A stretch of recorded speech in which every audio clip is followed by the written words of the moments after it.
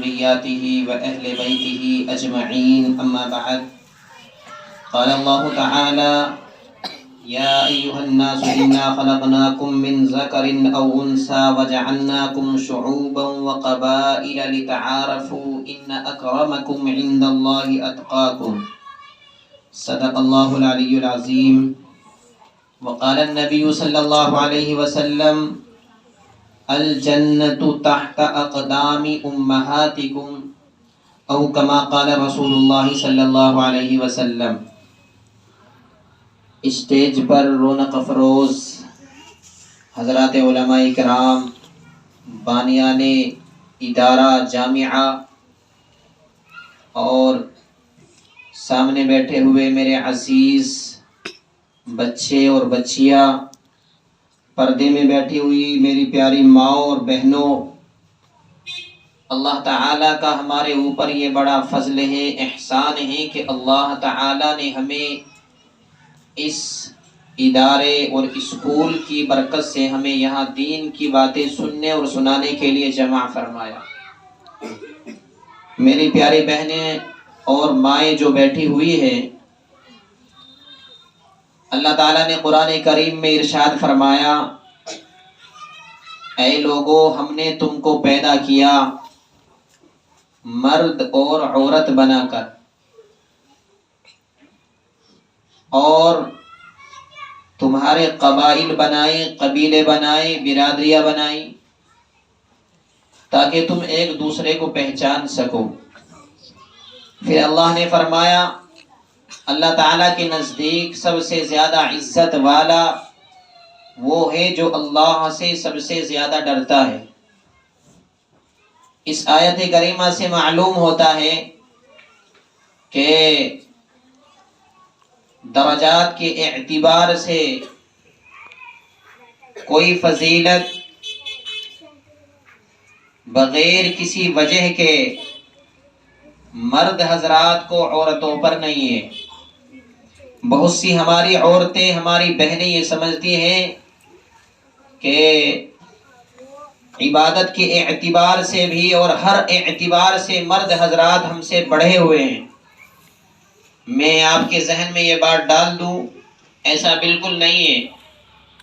اللہ تعالیٰ نے قرآن کریم میں مردوں کی تعریف فرمائی ہے، لیکن عورتوں کا بھی تذکرہ قرآن کریم میں کیا ہے، بلکہ مستقل قرآن کریم کے اندر ایک سورۃ النساء یعنی عورتوں کے نام سے اللہ تعالیٰ نے نازل فرمائی۔ پورے قرآن کریم میں اللہ تعالیٰ نے کہیں مردوں کے لیے سورت یعنی سورۃ الرجال نازل نہیں فرمائی، لیکن قرآن کریم میں اللہ تعالیٰ نے سورۃ النساء نازل فرمائی۔ نساء کے معنی عورت کے آتے ہیں، اس لیے عورت اپنے آپ کو کمزور نہ سمجھے، چھوٹا نہ سمجھے، حقیر نہ سمجھے، اور یہ ذہن میں نہ ڈالے کہ ہمارا کہیں دین میں تذکرہ نہیں ہے، اگر ہم عبادت کریں گے ہم ہمیشہ مردوں سے پیچھے رہیں گی، ایسا بالکل نہیں ہے۔ میری پیاری ماؤں بہنوں، اللہ تعالیٰ کا آپ حضرات کے اوپر یہ فضل ہے کہ مرد حضرات اگر مسجد میں نماز پڑھنے جائیں گے، جماعت سے نماز ادا کریں گے، تو مرد حضرات کو 25 نمازوں کا یا 27 نمازوں کا ثواب ملتا ہے جماعت سے نماز پڑھنے پر مسجد میں جا کر۔ لیکن عورتوں کو اللہ تعالیٰ کا کتنا بڑا کرم ہے کہ اگر کوئی عورت اپنے گھر میں نماز پڑھتی ہے، اللہ تعالیٰ اسے گھر میں ہی اتنا ثواب عطا فرماتے ہیں جتنا ثواب اللہ تعالیٰ مرد حضرات کو مسجد میں جا کر جماعت سے نماز پڑھنے پر عطا فرماتے ہیں۔ اس لیے میری پیاری ماں اور بہنوں، آپ حضرات کے لیے بھی حدیث شریف میں، قرآن کریم میں فضیلتیں آئی ہے، آپ کا بھی تذکرہ قرآن کریم میں ہے، اور آپ حضرات عبادت کر کے مرد حضرات سے آگے بڑھ سکتی ہے، اور بڑھنے والی عورتیں بڑھ کے دنیا سے چلی گئی۔ اس لیے میں اپنے بچوں سے بھی، ننھے منھے اور چھوٹے چھوٹے بچوں سے بھی اور بچیوں سے بھی انتہائی ادب کے ساتھ درخواست کرتا ہوں کہ باتوں کو غور سے سنیں، اور میری پیاری مائیں اور بہنیں جو پردے کے ساتھ بیٹھی ہوئی ہیں وہ بھی توجہ کے ساتھ سنیں۔ اللہ تعالیٰ نے آپ حضرات کا ذکر فرمایا ہے، تو اس لیے آپ حضرات کو اپنے آپ کو کمزور سمجھنے کی ضرورت قطعاً نہیں ہے۔ حضرت خدیجہ رضی اللہ تعالی عنہا نبی کریم صلی اللہ علیہ وسلم کی سب سے چہیتی بیوی ہے۔ سب سے پہلی شادی اللہ تبارک و تعالی کے فضل و کرم سے اللہ کے نبی صلی اللہ علیہ وسلم کی شادی حضرت خدیجہ رضی اللہ تعالی عنہا سے ہوئی۔ یہ اللہ کے نبی صلی اللہ علیہ وسلم کی سب سے چہیتی اور پیاری بیوی تھی۔ اللہ کے نبی صلی اللہ علیہ وسلم فرماتے ہیں کہ عورتوں میں 4 عورتیں فضیلت کے اعتبار سے افضل ہیں، اعلیٰ ہیں۔ نمبر 1 حضرت مریم رضی اللہ تعالی عنہ، دوسرے حضرت آسیہ، تیسرے حضرت خدیجہ، چوتھے حضرت فاطمہ۔ تو ان عورتوں کو اللہ تعالیٰ نے فضیلت عطا کی ہے۔ حضرت خدیجہ رضی اللہ تعالی عنہ کے بارے میں نبی کریم صلی اللہ علیہ وسلم ارشاد فرماتے ہیں کہ جب بھی مجھے کوئی پریشانی ہوتی تھی یا کفار و مشرکین کی طرف سے مجھے کوئی تکلیف یا مصیبت یا مشقتیں برداشت کرنی پڑتی تھی یا کوئی تکلیف مجھے کفاروں کی طرف سے پہنچتی تھی، تو حضرت خدیجہ رضی اللہ تعالی عنہ مجھے تسلی دیا کرتی تھی۔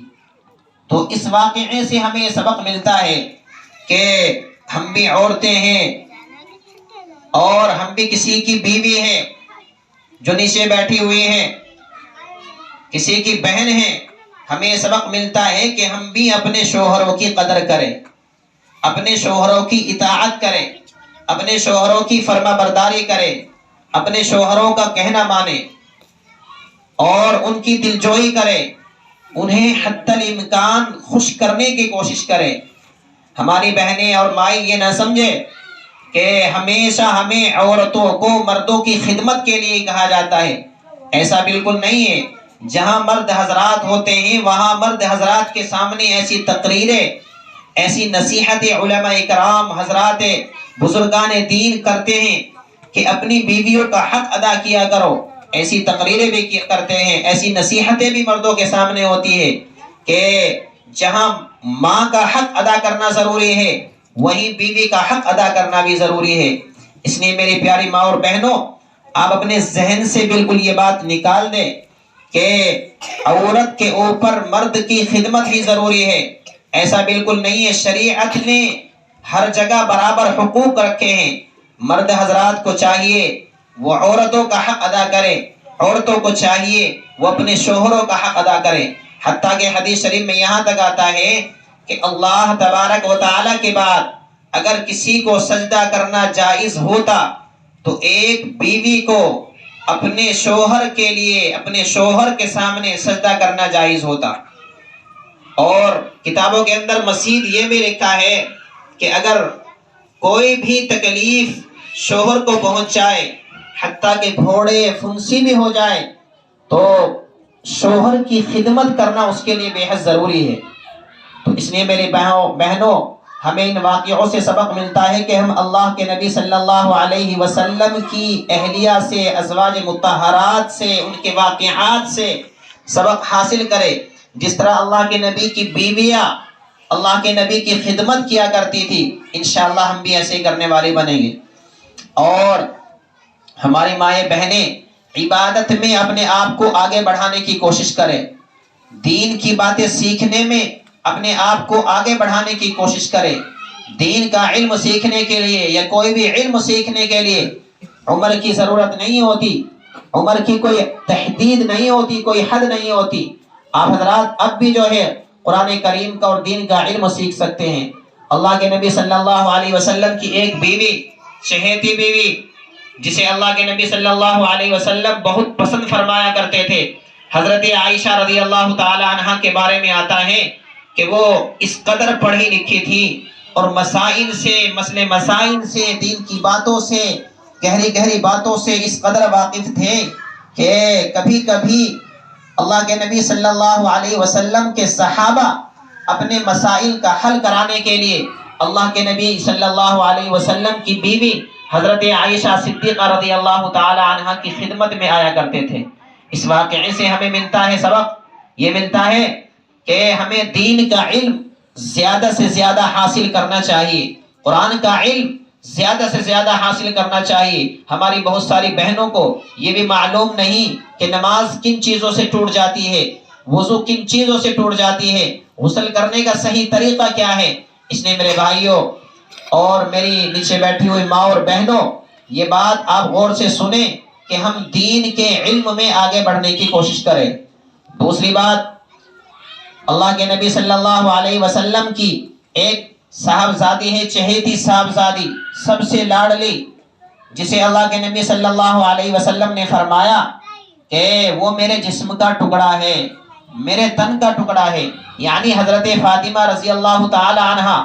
اس کے بارے میں آتا ہے کہ وہ اس قدر پردہ کیا کرتی تھی، اس قدر پردہ کیا کرتی تھی، کتابوں کے اندر لکھا ہے کہ حضرت فاطمہ رضی اللہ تعالی عنہا کا ایک بال بھی کسی نے نہیں دیکھا، ایک بال بھی کسی نے نہیں دیکھا۔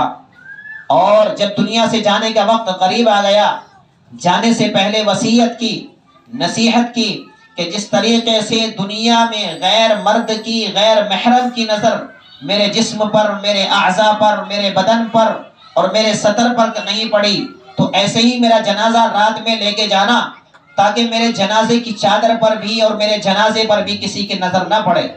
تو حضرت فاطمہ رضی اللہ تعالی عنہا کے اس واقعے سے ہمیں سبق ملتا ہے کہ ہمیں پردے کا زیادہ اہتمام کرنا چاہیے۔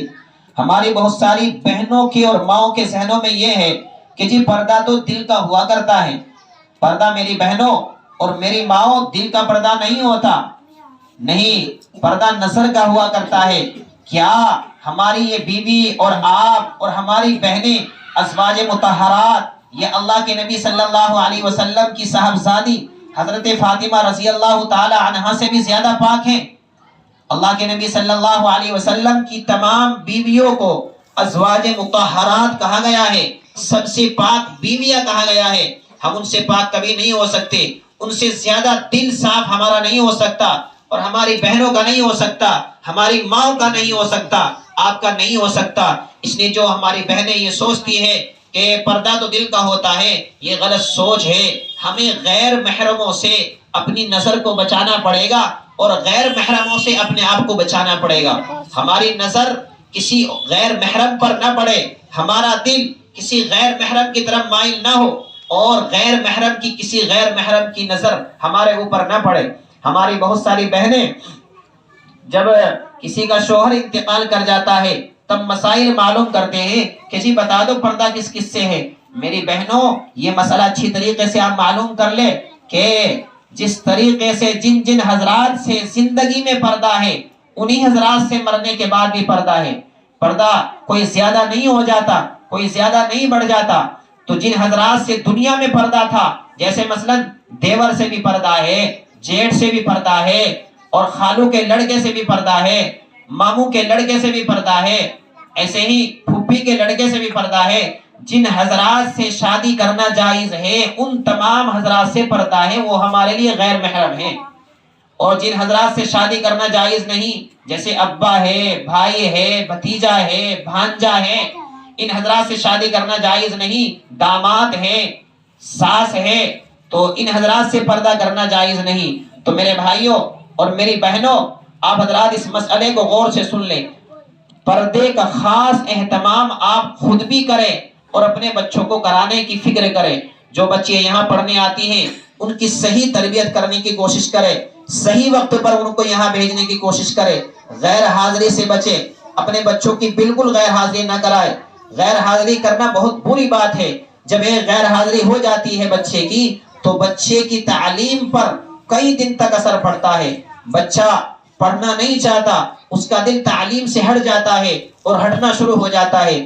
اس لیے آپ حضرات کا یہ مدرسہ، آپ حضرات کا یہ اسکول بہت تھوڑے وقت کے لیے چلتا ہے، اس لیے ذرا سی بھی دیر کے لیے آپ حضرات اپنے بچوں کی اور بچیوں کی غیر حاضری بالکل نہ کرائیں۔ جیسا ہمارے مفتی محمد مستقیم صاحب نے فرمایا کہ بھائی یہ ادارہ جو چل رہا ہے اس کی کوئی رسید نہیں، اس کا کوئی مستقل چندہ نہیں، مستقل کوئی آمدنی نہیں، تو اپنے بچے کی ہم صحیح وقت پر فیس ادا کرنے کی کوشش کریں، فیس بالکل نہ روکیں۔ میرے بہنوں، جب ہم اسکول کے اندر ایک ٹیوشن پڑھانے والے اور ایک ماسٹر کو، ایک وگیان بھارتی اور گنت اور میتھ سکھانے والوں کو مہینے کے اندر 500 روپے دے سکتے ہیں، ایک اچھا سا بستہ دلوا سکتے ہیں، تو قرآن کریم جو اللہ تعالیٰ کی کتاب ہے، یہ دین کی باتیں سیکھنے کے لیے یہاں آتے ہیں، اور دین کی ساری کتابیں ان کے سینوں میں ہیں، ان کے ہاتھوں میں ہیں، تو اس کو پڑھانے کے لیے ہم ان کے ٹیچر کو، ہم ان کے استادوں کو اور ان کے پڑھانے والوں کو ہم فیس بھی صحیح وقت پر، ایک مختصر سی فیس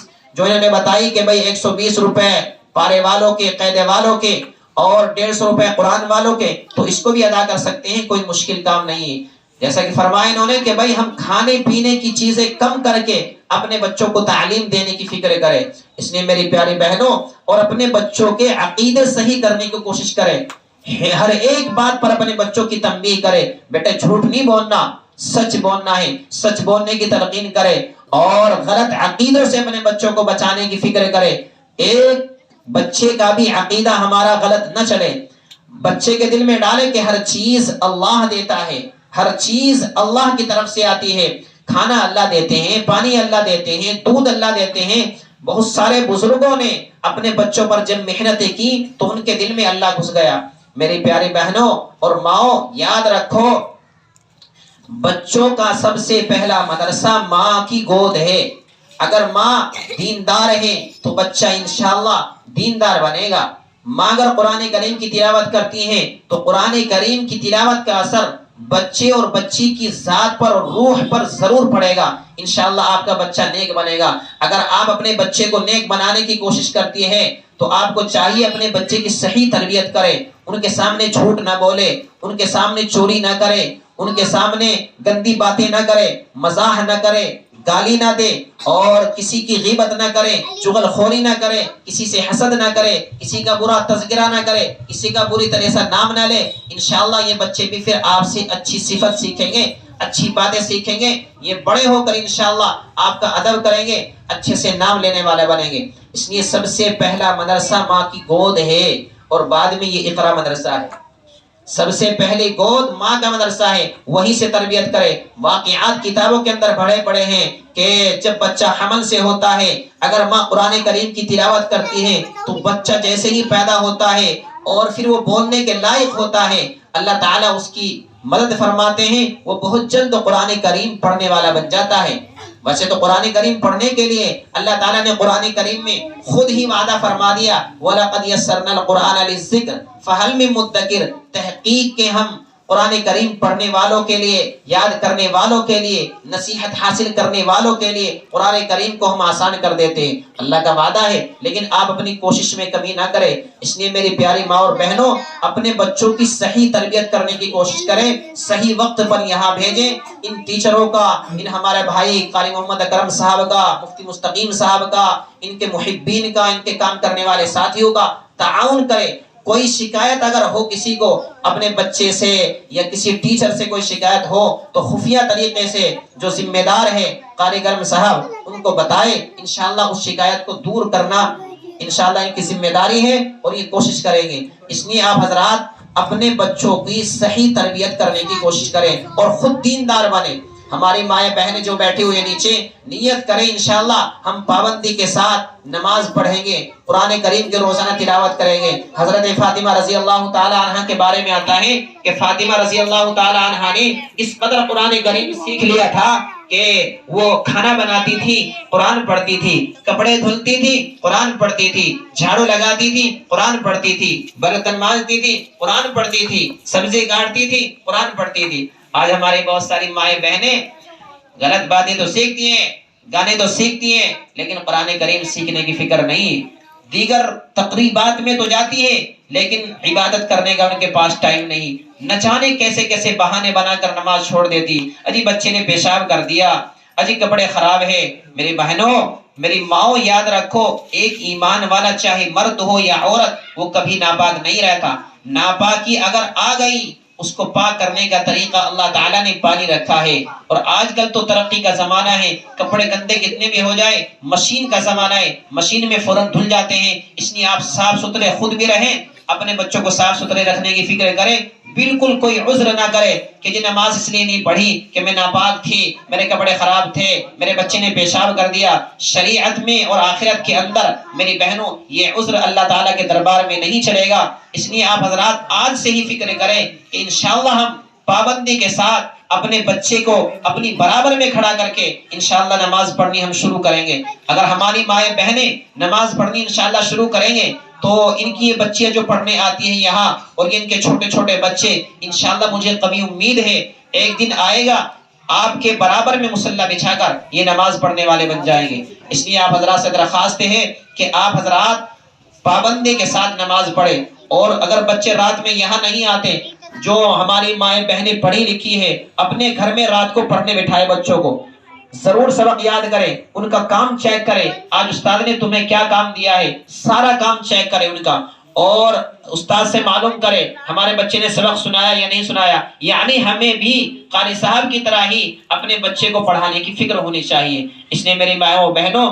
اور میں نے بتایا کہ خاص طریقے سے پردے کا اہتمام کرے، خود بھی پردہ کرنے کی کوشش کرے اور اپنی بہنوں کو اپنی بچیوں کو پردہ کرانے کی کوشش کرے۔ طرح طرح کے واقعات اس وجہ سے سننے کو ملتے ہیں کہ ہمارے اندر پردے کا خاص اہتمام نہیں ہے، اور لباس اپنے بچوں کو صحیح پہنانے کی کوشش کرے، خود بھی صحیح لباس پہنے، اپنے بچوں کو صحیح لباس پہنانے کی ہم کوشش کریں، یعنی ایسا لباس جو اللہ تعالیٰ کو، اللہ کے نبی کو پسند ہو، جس میں سطر بالکل نظر نہ آئے، باریک کپڑے نہیں ہونے چاہیے، موٹے ہونے چاہیے، پردے کا خاص اہتمام کر کے۔ برقع اصل میں آج زینت بنا ہوا ہے، برقع اصل میں پردے کے لیے بنایا گیا تھا، لیکن آج بطور زینت کے برقعے کو پہنا جا رہا ہے۔ برقع ہمارا بالکل سیدھا سادہ ہونا چاہیے، سمپل ہونا چاہیے، اور ہمارے کپڑے موٹے ہونے چاہیے، ہمارے بدن کا کوئی حصہ بالکل نظر نہ آئے، جیسا کہ حضرت فاطمہ رضی اللہ تعالی عنہ کا کسی نے چہرہ تک بھی نہیں دیکھا۔ ہم بھی ایسے ہی بن جائیں انشاءاللہ، پھر ہمیں کامیابی ملے گی۔ حضرت رابعہ بصریہ رضی اللہ تعالی عنہ کے بارے میں آتا ہے، وہ اس قدر عبادت کیا کرتی تھی، اس قدر عبادت کیا کرتی تھی کہ کسی کو ملاقات کا ٹائم نہیں ملتا تھا۔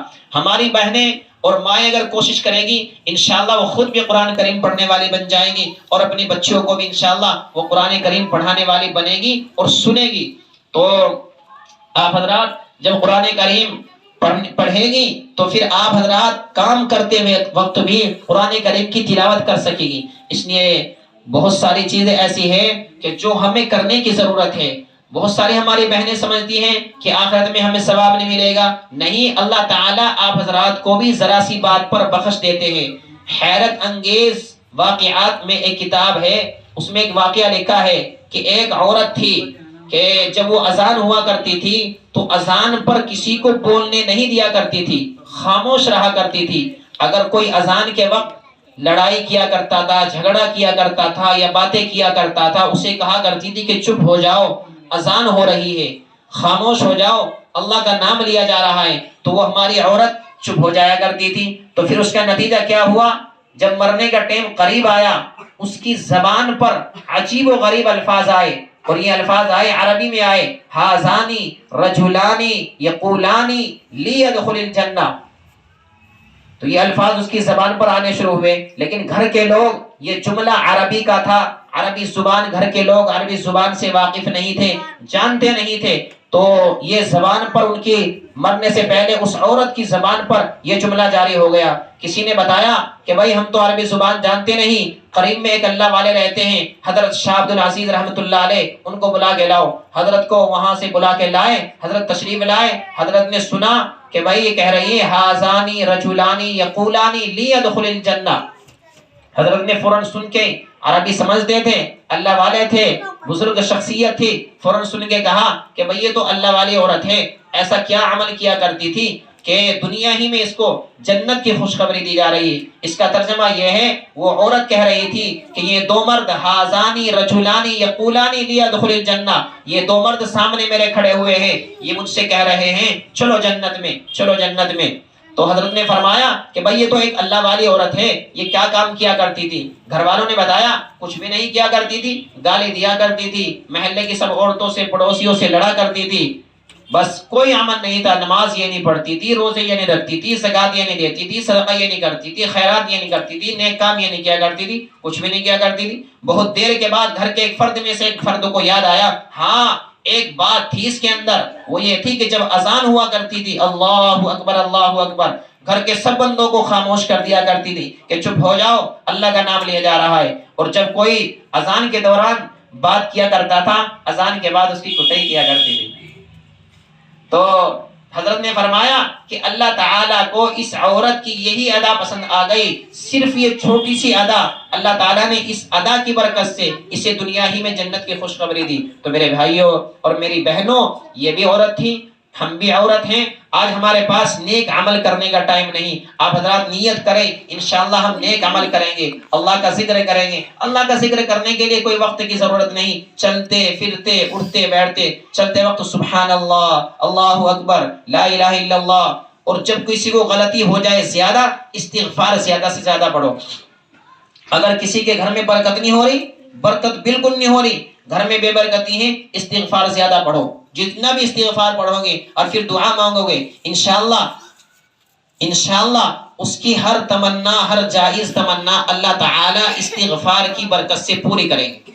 اس لیے میری بہنیں آج سے استغفار پڑھنا شروع کریں اور اپنے بچوں کی صحیح تربیت کی فکر کریں اور ان کا تعاون کریں۔ اپنے بچوں کو صحیح وقت پر یہاں بھیجیں، صحیح وقت پر پہلی تاریخ میں اپنے بچے کی، جس طرح ہم کہ بھئی آج سبزی نہیں آئی، اپنے شوہر کو کہتے ہیں کہ جی سبزی نہیں آئی، کہ جی چاول تو لے آؤ، کہ جی مرغا تو لے آؤ، اجی آج ان کے ماموں بھی آ رہے، اجی ان کے خالو آ رہے، اجی آج میرے داماد آ رہے، اجی یوں آ رہا کہ بھئی یہ لے آؤ۔ جس طرح ہمیں سامان کی فکر رہتی ہے، گھر کے دودھ کی فکر رہتی ہے، چینی کی فکر رہتی ہے، گھر کے کھانے اور پینے کی فکر رہتی ہے، اسی طریقے سے ہم اپنے بچے کی وقت پر فیس ادا کرنے کی فکر ہونی چاہیے۔ اللہ تعالیٰ سے مجھے طبی امید ہے میری بہنیں جو بیٹھی ہیں نیچے، انشاءاللہ تھوڑی باتیں سن کر ہی عمل کرے گی اور زیادہ عمل کرے گی۔ آج سے ہی انشاءاللہ اپنی زندگی کو بدلنے کی کوشش کرے گی اور اپنے بچوں کی صحیح تربیت کی فکر کرے گی۔ وقت زیادہ ہو گیا ہے، اذان بالکل قریب ہے۔ اللہ تعالیٰ مجھے بھی عمل کی توفیق عطا فرمائے۔ جتنی باتیں ان بھائیوں نے، میرے بزرگوں نے اور ان بچیوں نے آپ حضرات کو سنائی ہیں، آپ حضرات ان کی باتوں پر عمل کریں، ان کے لیے دعا کریں۔ اللہ تعالیٰ اس ادارے کو خوب ترقی عطا فرمائے، تعمیری اعتبار سے بھی، تعلیمی اعتبار سے بھی ان کے حوصلوں کو اللہ بلند فرمائے اور ان بچوں کو، بچیوں کو اللہ نیک بنائے، صالحہ بنائے، صالح بنائے اور عالم بعمل بنائے۔ وآخر دعوانا الحمدللہ۔